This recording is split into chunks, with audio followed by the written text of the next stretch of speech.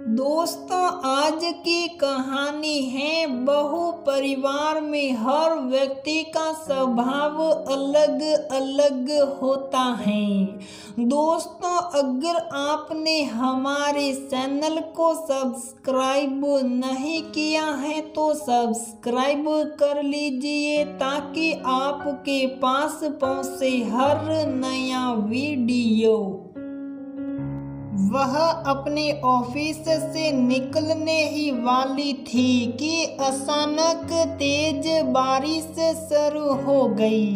वह असमंजस में पड़ गई कि आखिर वह क्या करे। बिन मौसम बारिश थी, इसलिए साथ में छाता या रेनकोट भी नहीं था। उसने सोचा कुछ देर रुक जाती हूँ, शायद बारिश रुक जाए। वह ऑफिस के बेसमेंट में खड़ी बारिश रुकने का इंतजार करने लगी। खड़े खड़े उसे याद आया कि ससुर जी के दवाई का वक्त हो गया है। फिर उसने सोचा दवा तो शायद सासू माँ दे देगी, पर शाम को 7 बजे बाद सासू माँ खाना नहीं खाती है। उन्हें समय पर खाना नहीं मिलेगा तो बहुत गुस्सा होगी।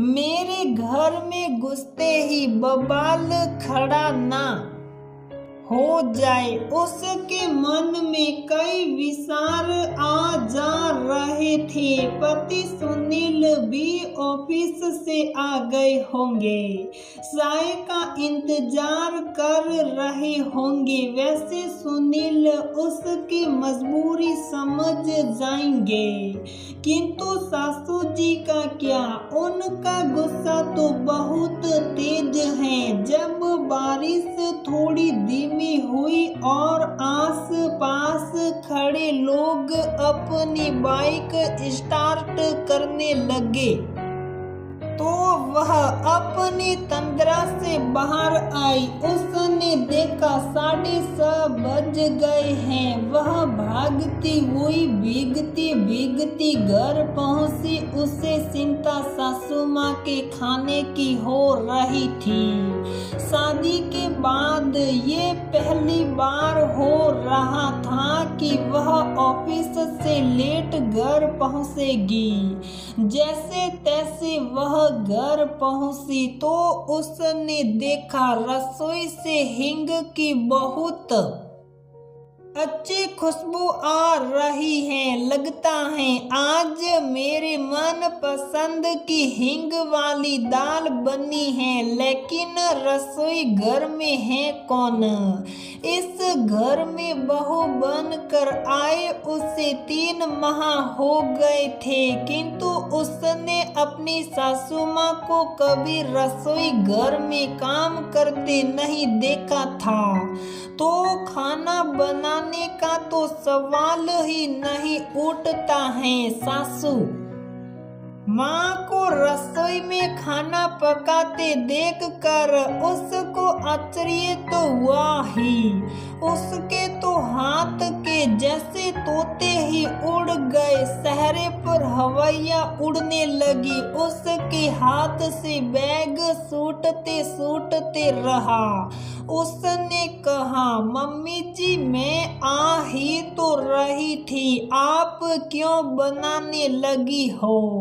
वो क्या है, बारिश तेज थी तो मैं रुक गई थी। सासू माँ ने उसकी बात बीच में काटते हुए कहा, जाओ पहले गीले कपड़े चेंज करो और फिर आओ रसोई घर में।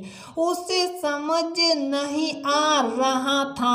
हर वक्त मेरे काम में मीन मेक वाली सासू माँ को आज क्या हो गया? कहीं ये तूफान के पहले की शांति तो नहीं है। पति सुनील अभी तक घर नहीं पहुँचे थे। बारिश की वजह से ही शायद वे भी कहीं रुक गए थे।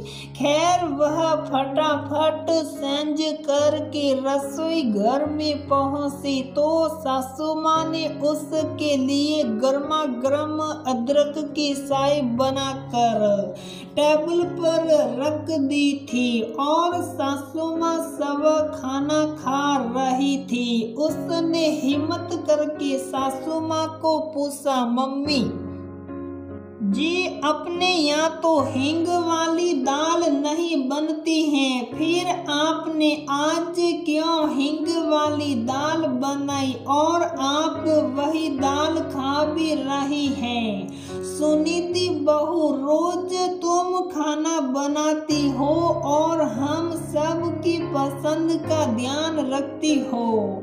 आज खाना मैंने बनाया तो मैंने तुम्हारी पसंद का ध्यान रखा और हाँ, मैं हींग वाली दाल नहीं खा रही हूँ, तुम्हारी दाल अलग बनाई है। तुम्हें भी मैंने कभी ये नहीं कहा कि हमारे यहाँ हींग वाली दाल नहीं बनती है, तो तुम भी हींग वाली दाल मत खाओ। तुम अपने लिए बना सकती हो पर शायद तुम आलस करती हो। बहु परिवार में हर व्यक्ति का स्वभाव अलग अलग होता है और पसंद भी अलग अलग होती है। सफल परिवार वही होता है जहां परिवार के लोगों में आपस में एक दूसरे के प्रति अपनत्व हो, क्योंकि हर कोई चाहता है कि उसके सामने वाला व्यक्ति उसकी खुशी, उसकी पसंद, उसके गम को बिना बताए ही जान ले, और ये तभी संभव है जब आपसी समझ, एक दूसरे के प्रति प्यार, परवाह और एक दूसरे की भावनाओं का सम्मान हो। सुनीति को एहसास हुआ कि ये बात तो सासू माँ सही कह रही हैं कि उन्होंने तो उसे हींग वाली दाल खाने के लिए कभी मना नहीं किया, फिर वह क्यों मन मार कर हमेशा बगैर हींग वाली दाल खाती है। उसने तो ये कभी सोचा ही नहीं कि मैं अपनी दाल अलग से बना सकती हूँ और दोस्त अपनी सासू माँ को देती रही। सुनीति मन ही मन अपनी सोच पर शर्मिंदा हो रही थी।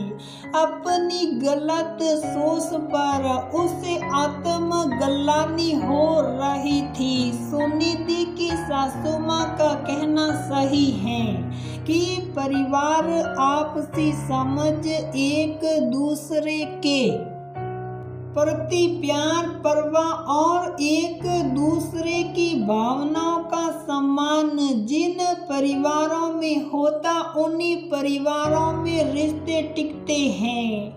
सुनिधि की तरह बगैर सोचे समझे किसी के प्रति कोई गलत धारणा नहीं बनानी चाहिए, जैसे उसने अपनी सासू माँ के प्रति बना रखी थी। गलत फहमी से रिश्तों में खटास ही आती है। यदि हमें किसी की कोई बात समझ नहीं आ रही है तो अपने मन से ही कुछ भी सोचने की बजाय सामने वाले से पूछकर बात को स्पष्ट कर लेना चाहिए।